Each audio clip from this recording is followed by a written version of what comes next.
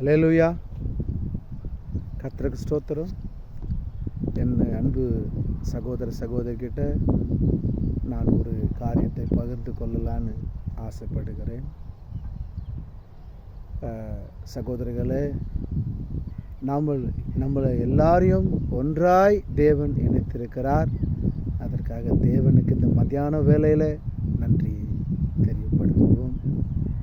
ஆண்டவர் சொல்கிறாரு, நம்மளுக்கு என்ன கற்றுக் கொடுக்குறாரு அப்படின்னு சொன்னால், நீங்கள் செய்கிற ஒவ்வொரு குற்றங்களையும் மற்றவங்க மேலே போடாதீங்க. இன்றைக்கி அதுதான் நம்மளுக்கு தலைப்பாக சொல்கிறார். குற்றங்களை நீங்கள் ஏதோ ஒரு குற்றம் செய்கிறீங்க, ஏதோ ஒரு தவறு செய்கிறீங்க அப்படின்னு சொன்னால், உங்கள் குற்றத்தை நீங்களே அது என்ன பண்ணுங்கள், சரி செய்து கொள்ளுங்கள், மற்றவங்க மேலே போடாதீங்க. ஏன்னு சொன்னால், இந்த உலகத்தில் எந்த மனிதனும் யோகியமானவர்கள் அல்ல.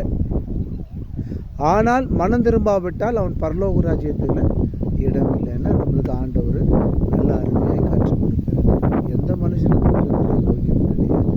அதனால் நீங்கள் எல்லாம் பண்ணுங்காதீங்க, ஒருத்தர் மேலே ஒருத்தர் குற்றத்தை போட்டு இன்னும் பாவத்து மேலே பாவத்தை சேர்த்து கொள்ளாதீர்கள். நம்மளுக்கு இன்னைக்கு ஆண்டவர் அதை தெரியப்படுத்துகிறாரு. இன்று முதல் நாம் அதை மாற்றிக்கொள்ளுவோம். வேதத்தில் பார்ப்போம்.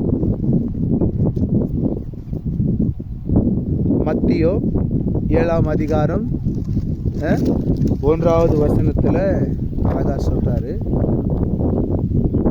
நீங்கள் குற்றவாளிகள் என்று தீர்க்கப்படாதபடிக்கு மற்றவர்களை குற்றவாளிகள் என்று தீர்க்காதீர்கள்.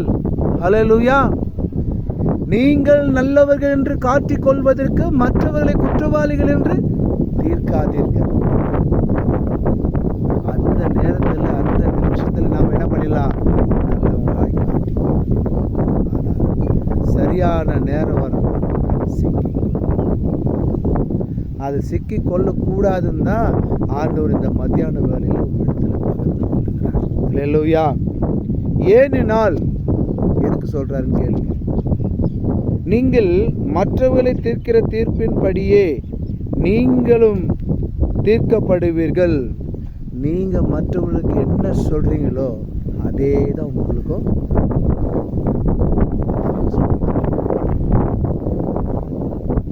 நீங்கள் மற்றவர்களுக்கு அளக்கிற அளவின்படியே உங்களுக்கும் அளக்கப்படும்.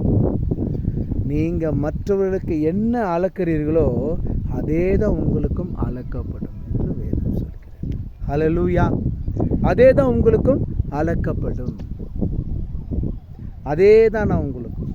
அப்போ வேண்டாம், அதையே நம்மளுக்கு வேண்டாம்.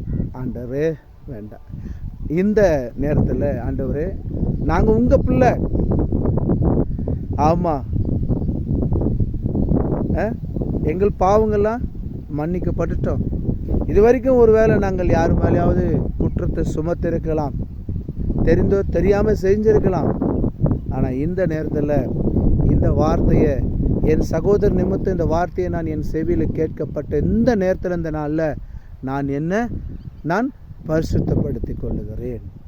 இனி நான் யார் மேலேயும் குற்றத்தை சுமராமல், யாரையும் குற்றவாளியா கை நீட்டி காட்டாமல் என்னுடைய பாவத்தை நானே தீர்த்து கொள்ளுகிறேன்.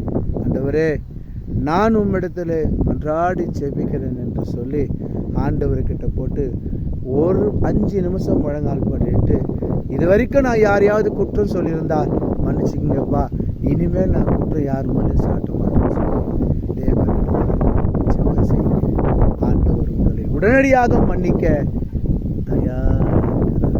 ஏனென்று சொன்னால் திருடு கொடுப்பதற்காக காத்திருக்கிறார். ஆமாம் மகளே, தேவன் நம்மளை விட்டு தூரம் விலகி போய்கிட்டே இருக்கிறாரு. நம்முடைய காரியம் தடைப்பட்டு இருக்கிறது என்று சொன்னால் அதற்கு முக்கியமான காரணம் நாம தான். நம் சொந்த சுய இச்சைக்காக நம்ம என்ன பண்றோம், ஓடுறதுனால நமக்கு கிடைக்க வேண்டிய ஆசீர்வாதம் தடங்கள் பட்டு அதை பெற்றுக்கொள்வதற்கு நம்மளுக்கு என்னாச்சு, இப்போ நல்ல டைம் வந்துடுச்சு. ஒரே ஒரு 5 நிமிஷம் ஜெபிங்க, ஆண்டவர் உங்களை ஆசீர்வதிப்பார். கர்த்தருடைய பரிசுத்த நாமத்துக்கு ஸ்தோத்திரம். ஆமென்.